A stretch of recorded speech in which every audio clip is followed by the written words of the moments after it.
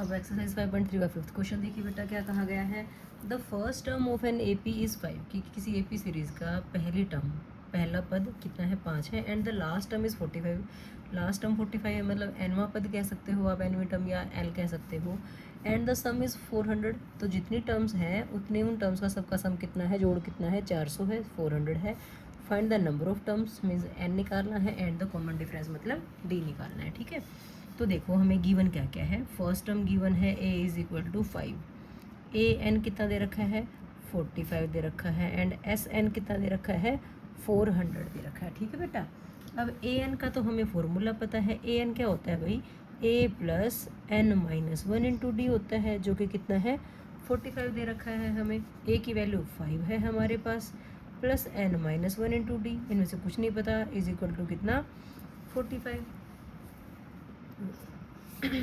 तो यहाँ से n माइनस 1 इंटू डी की वैल्यू कितनी आ जाएगी, 5 वहाँ जाके माइनस हो गया, 45 माइनस 5 ये आ गया n minus 1 into D is equal to 40। अब इसको से मल्टीप्लाई करके ब्रैकेट खोल लो, नहीं तो इतना छोड़ दो और एक स्टेप के लिए जगह छोड़ दो। हम इसको खोल के लिखना चाहेंगे तो आगे लिख लेंगे, नहीं तो इसी को क्वेश्चन नंबर 1 कह देंगे, ठीक है। और अब हमें एक चीज़ और दे रखी है, क्या दे रखा है, एस एन दे रखा है। एस एन कितना है 400 है, तो हम एस एन का पहले फॉर्मूला लगा लेते हैं, कौन सा, n/2 इंटू, बताओ क्या लगाएं, a प्लस ए एन लगाएंगे बेटा, क्योंकि हमें a भी पता है और ए एन भी पता है, तो हम ये वाला फॉर्मूला लिखेंगे। और लेकिन एस एन तो हमें कितना दे रखा है 400 दे रखा है, ठीक है ना बेटा। अब ये 2 जो डिवाइड में है वो वहाँ जाके मल्टीप्लाई हो जाएगा, ठीक है। a की वैल्यू 5 है, ए एन की वैल्यू कितनी है 45 है, और जो 2 था डिवाइड में वो वहाँ जाके हमने मल्टीप्लाई कर दिया, ठीक है। मल्टीप्लाई करो कर लो, नहीं तो ये बन गया n into 50 is equal to 400 into 2। तो यहाँ से n की वैल्यू निकल गई हमारी तो आसानी से, 400 इंटू 2 डिवाइड बाई कितना है 50, 0 से 0 कट गया, 5 8 ज़ा 40, तो n की वैल्यू कितनी आ गई बेटा 16 आ गई, मतलब नंबर ऑफ टर्म्स हमारे पास कितनी आ गई 16।